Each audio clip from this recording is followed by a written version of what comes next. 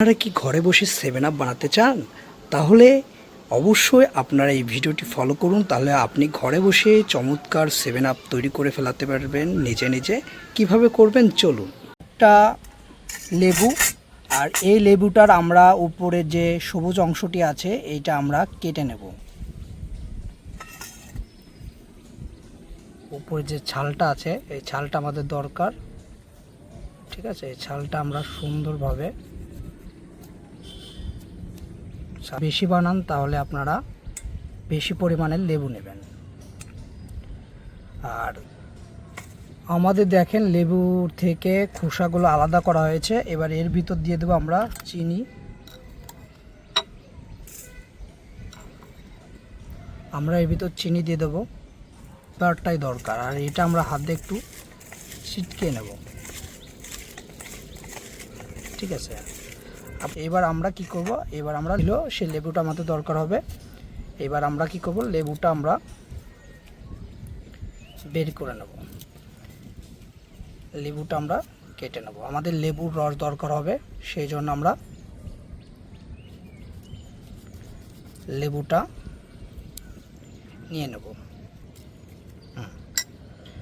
আমাদের লেবুটা কাটা কমপ্লিট। এবার আমরা পরবর্তী প্রসেস চলে যাব। বানানোর জন্য আমরা প্রথমে জল, যে পরিমাণ আপনি বানাবেন সে পরিমাণ জল আপনি প্রথম গরম করে নেবেন।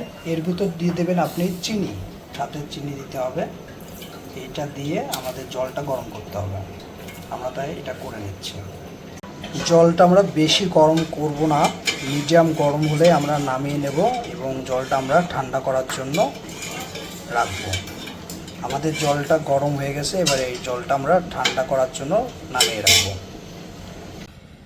এবার আমাদের পরবর্তী কাজ হলো, আমরা যে লেবুটা কেটেছিলাম সে লেবুর রসটা আমাদের যে গরম করার যে জলটা ছিল, চিনি এবং জল যেটা আমরা গরম করেছিলাম, তা আমরা সুন্দরভাবে দিয়ে দেব, ঠিক আছে?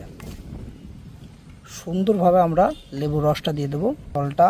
এবার জলটা একটু গরম আছে, একটু ঠান্ডা হোক। আমাদের জলটা ঠান্ডা হয়ে গেছে। এবার আমরা করব কি,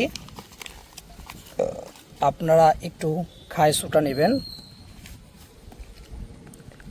পরিমাণে সামান্য আপনি যেইটুক দেবেন সেইটুক।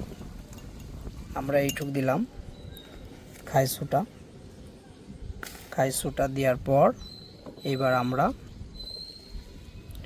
এবার আমাদের যে জলটা ছিল সেই জলটা আমরা দিয়ে দেবো।